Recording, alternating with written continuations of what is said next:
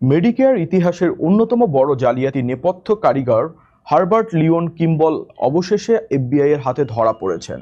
প্রায় 2 বছর ফিলিপাইনে আত্মগোপনে থাকার পর তাকে যুক্তরাষ্ট্রে ফিরিয়ে আনা হয়েছে। $1.2 বিলিয়ন এই কেলেঙ্কারি ঘিরে নতুন করে আলোচনা এসেছে স্বাস্থ্যসেবা খাতের দুর্নীতি। কিভাবে প্রবীণ নাগরিকদের টার্গেট করে পরিচালিত হয়েছিল এই বিশাল প্রতারণা চক্র, আর কিভাবে আন্তর্জাতিক অভিযানে তাকে ফিরিয়ে আনা হলো যুক্তরাষ্ট্রে, জানুন বিস্তারিত প্রতিবেদনে।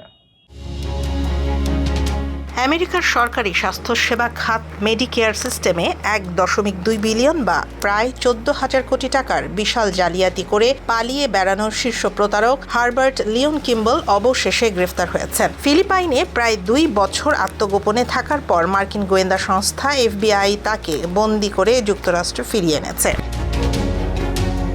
60 বছর বয়সী এই ধুরন্ধর অপরাধী মূলত আমেরিকার বয়স্ক ও নিরীহ মানুষদের টার্গেট করে একটি বিশাল জালিয়াত চক্র গড়ে তুলেছিলেন। কল সেন্টারের মাধ্যমে রোগীদের অপ্রয়োজনীয় ও ব্যয়বহুল অর্থোপেডিক ব্রেস কিনতে বাধ্য করে কোটি কোটি ডলার হাতিয়ে নেয় তার চক্র। 2019 সালে জালিয়াতি, ঘুষ ও অর্থ পাচারের অপরাধে দোষী সাব্যস্ত হলেও 2024 সালের আগস্টে সাজা শুনানির আগেই দেশ ছেড়ে পালিয়ে যান কিম্বল।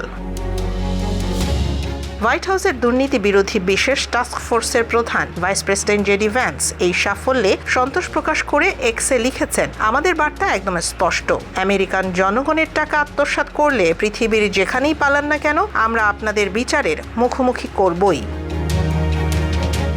এফবিআই পরিচালক কাশ প্যাটেল জানান, প্রেসিডেন্ট ডোনাল্ড ট্রাম্পের নির্দেশনায় করদাতাদের অর্থ সুরক্ষায় এফবিআই কঠোর অবস্থান নিয়েছে। সম্প্রতি বিচার বিভাগ কর্তৃক ঘোষিত মোস্ট ওয়ান্টেড ফ্রডস্টার বা শীর্ষ প্রতারকদের তালিকার দ্বিতীয় অপরাধী হিসেবে কিম্বলকে ধরা হলো। মাত্র 2 সপ্তাহের ব্যবধানে ফিলিপাইন সরকারের সহযোগিতায় এই আন্তর্জাতিক পলাতককে গ্রেফতার করা ট্রাম্প প্রশাসনের দুর্নীতি বিরোধী ক্র্যাকডাউনের একটি বড় মাইলফলক হিসেবে দেখা হচ্ছে।